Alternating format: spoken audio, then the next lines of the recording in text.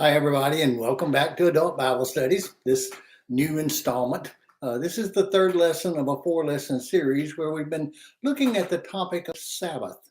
We started off the first week going back and looking at the initial commandment that God gave the people on Mount Sinai when he gave it to Moses, the part of the Ten Commandments. Honor the Sabbath day and keep it holy. Now, that's clear and it's unclear, isn't it? Because we have over the years, as people of faith, as churches, as religious leaders, as theologians, we've taken those simple words, honor the Sabbath day and keep it holy. And we have run off in all kinds of directions about what exactly that means. Well, one of the things we focused on that week as we looked at that was the idea that Sabbath, being a word that means in its root rest, a time of rest. The focus on Sabbath was not specific things you had to do, certain things you had to qualify to make sure that you had honored the Sabbath, especially, as much as it was to realize that we were created in God's image. And just as God took 6 days to create the heavens and the earth, on the seventh day, he rested. He took Sabbath. And he said, this is good for you. I'm going to make it a commandment because I know if I don't, you won't take it seriously and you won't even take it fully seriously as a commandment. But maybe you'll at least begin to ponder the idea of your need for rest. Just as I needed to take time to stop and regroup, to look over creation and say, it is good, even it is very good, so you need to stop and look back and look forward and look at you in the present and say, it is good. And unless we are intentional about taking that time, that Sabbath, to do that, we often miss it. You know, we have a lot of cliches in our world. We talk about stopping to smell the roses, and that's important.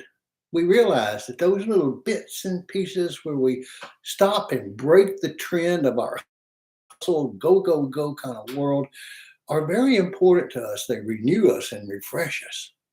And this idea of Sabbath is certainly a very important idea. I imagine any doctor, any kind of medical technician, anybody who had to do with the healing process and helping people would agree that rest is very important. Why else would we keep people in the hospital? Why not just treat them and send them home every time? There are times when they need to be away from that routine, when they need to be attended, when they need to stay in the bed. My sister's in the hospital right now, and she's having a hard time with the idea of staying in the bed. Well, but that's important. It's a part of the healing process. And just as we resist that in normal natural settings, we resist it in the context of our honoring God and enjoying the Sabbath that he has created for us. And that's what we looked at in that first lesson. Last week we looked at Sabbath in the sense of how Sabbath is a time when God becomes for us a great host. He prepares for us a table, even in the presence of our enemies, to where we can be fed and where we can be replenished, and where no matter what we're doing. Remember Paul and Silas sitting there in jail at night, singing songs of praise to God, enjoying Sabbath, enjoying God's presence, enjoying God being there with them, even in that place. God says he prepares places for us to be. He prepares this, he's prepared this world. He's given us safety. He's given us the means to protect ourselves and to be safe. He's given us sustenance, food and clothing and homes and one another. And he says, and last week we looked at Sabbath as being a time when we stopped for a moment and looked at all those things God has done for us and just simply say, praise be to God. And to stop for a minute and let go and let God. Oh, those are words that kind of roll off our tongues very easily, aren't they? Let go and let God. Yet, how hard is it for you to really let go and let God? Well, today's lesson comes from Matthew, the 12th chapter.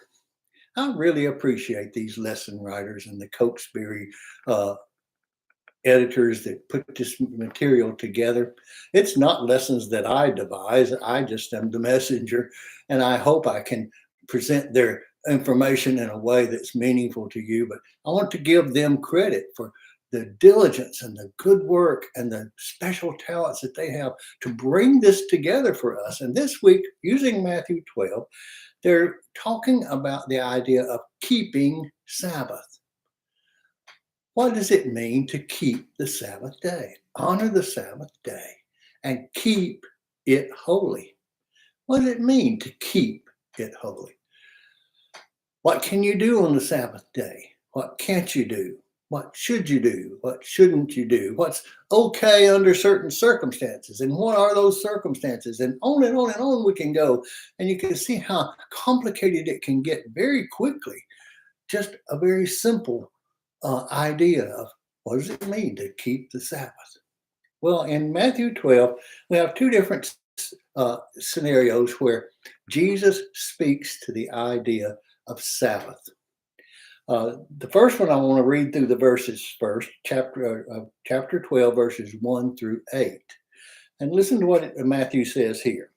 At that time, Jesus went through the fields on the Sabbath.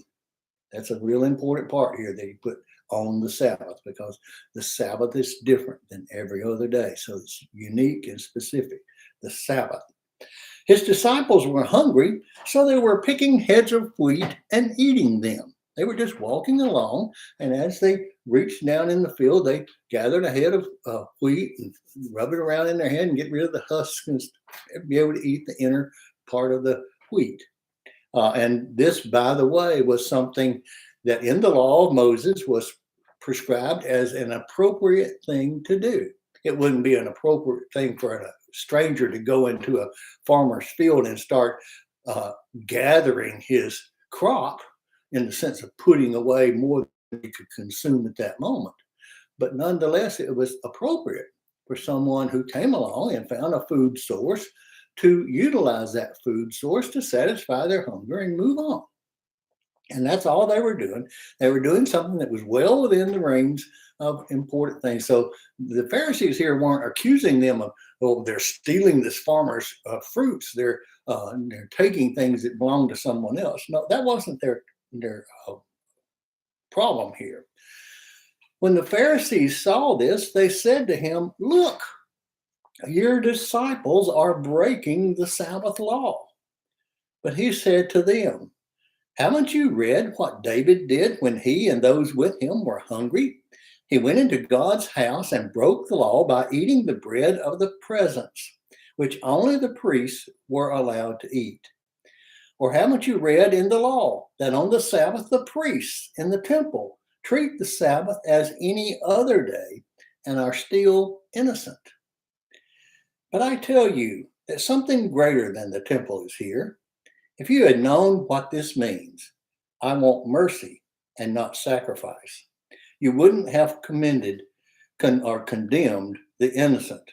The human one is Lord of the Sabbath." The human one is Lord of the Sabbath. What an important thought. Here they are, trying to dictate to the very Lord of the Sabbath what was appropriate for Sabbath. And Jesus gives them examples. The Sabbath is a time when the focus is on God and on his provision and on his care. He used the example of David and his men when they were fleeing from Saul. Remember, during that interchange between Saul and David, as Saul was declining as king and David was rising to prominence, Saul and his men were chasing David and his men, and they were hungry and they were needing sustenance. And so they went into the tent of meeting, and there the only thing that was to eat was the showbread, the bread that was on the altar table that had been given to God. Now, the rules said that it was okay for the priests to eat this, but not anyone else. David speaks to the priest and he speaks to him about the sincerity of his men and how they're there for worship and they're there for they're clean. They've been through the ritual kinds of things. They've not done certain things that would make them unclean. And so the priest agrees to let them have this bread and they eat it. They're renewed and refreshed and able to move on. Now, that wasn't the Sabbath day, but it had to do with bread and it had to do with the temple and it had to do with rules and regulations. You know, the Pharisees, boy, they loved rules and regulations. They were a government employee for sure. But the problem is, you see, we read it and we think of the Pharisees as being the leaders of the Jews. The Pharisees were not the leaders of the Jews. Actually, the Sadducees were the ones who were in charge of the temple and led worship and those types of things. The Pharisees were just this little side group that was very legalistic, very conservative, and wanted to rule and regulate and dictate every little detail of the people's lives. And they tried to do that in publishing these laws and in criticizing very heavily those who didn't follow their ideas about the law. But nonetheless, they lacked that authority to really be doing this. And so Jesus turns to them and he says, how much you read in Hosea where he says, what God really wants is mercy, not sacrifice. He wants the Sabbath to be a time of mercy, a time of giving. Sacrifices are important because they are the way we acknowledge that, Father, forgive me, for I have sinned. And my sin carries with it a weight and a penalty and a consequence. And I'm sorry for that. And so I sacrifice this animal in restitution for the things that I have done wrong. And a reminder to me that I will work harder to try to avoid those kinds of conflicts in my life again. But yet, Jesus is saying to the Pharisees, you dictate too much, basically. He's saying you're trying to be too legalistic with this. You make too many rules. You break the camel's back with all the things you pile on top of one another. Jesus and his disciples were picked out here because they gathered, and gathering was an illegal thing as far as the Pharisees were concerned in their 39 rules that they had on what was okay to do on the Sabbath day. They had some provisions in there, of course. You know, it's a very human system. If you were starving to death, you could do what the disciples did and it would have been perfectly okay. But since Jesus' disciples were only hungry, they weren't fainting from lack of food, this was an offense that they had committed. And Jesus is just trying to reach out to them and say, there's exceptions, there's situations where you need to look at the context. You need to look at what's going on here. You need to see how God in his mercy might respond to this atypical situation. Well, we go on in Matthew 12 in our lesson material for today, and we find a second situation. It just one sentence bleeds right into the next sentence. And so in your mind, as you're reading, if you were reading a novel, this would be the person would still be in the same situation with the same group of people, and the story would be just flowing. But here, there may have been significant time between the first incident of the Pharisees attacking his disciples for breaking the Sabbath and this next incident. We don't know. And we don't know that it's the same group of people. We're not even told the second situation, whether it's a group of that identified themselves as Pharisees or not.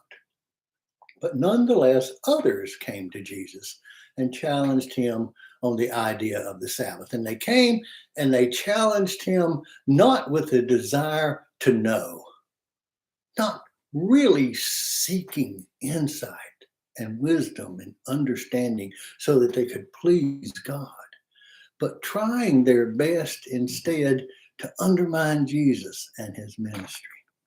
Hear what it says here, starting with verse 9. Jesus left that place and went into their synagogue.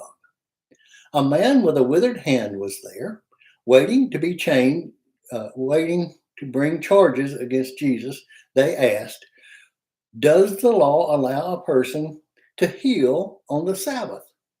Jesus replied, "Who among you has a sheep that falls into a pit on the Sabbath and will not take hold of it and pull it out?"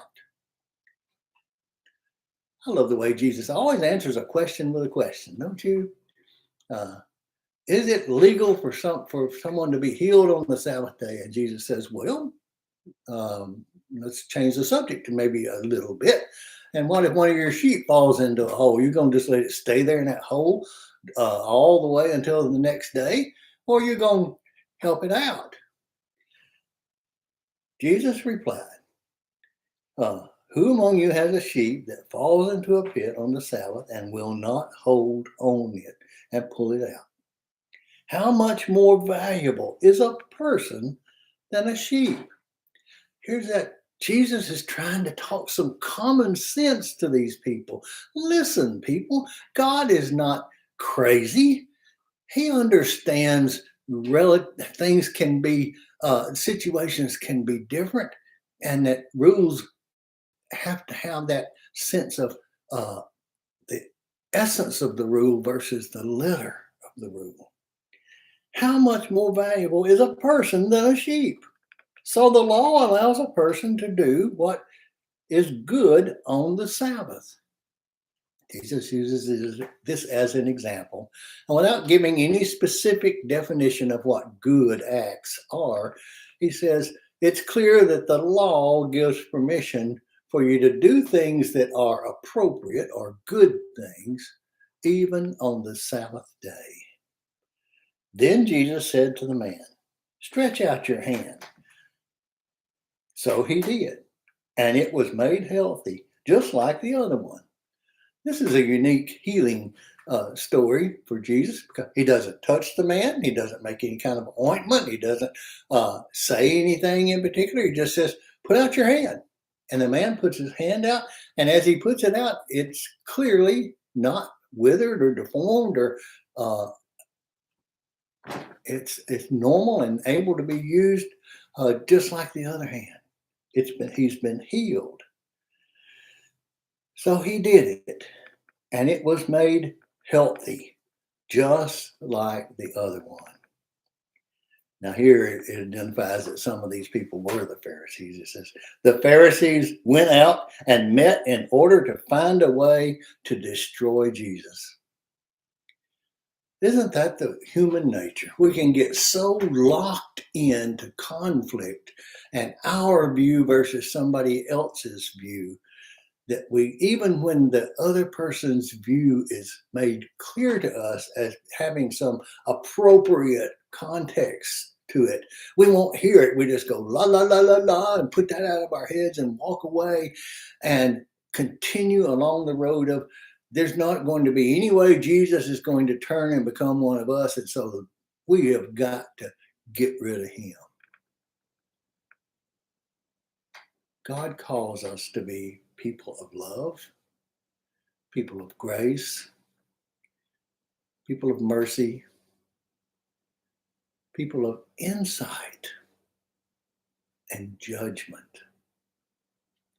I love John Wesley's quadrilateral. He said that when you're dealing with ideas of faith and decisions that need to be made, you need to consider more than one aspect of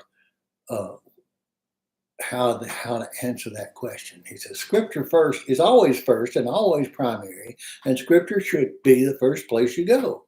But it's not the only place to go. There's also the tradition of the church that you need to consider. Any question that you and I confront in our day has certainly been confronted before in the 2,000 years that the church has existed. So how has the church responded to this question before? And what was the basis for that? Was it closed-minded indifference, or were they really sincerely making the best decision that they thought they could to the point that they established it as a tradition. He says also, search your own heart and your experience. Does this feel right to you?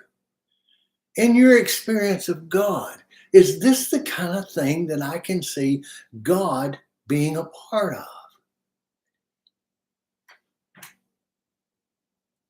These are things that we must be careful in as we try to discern truth and the life of faith and God's will and who God is.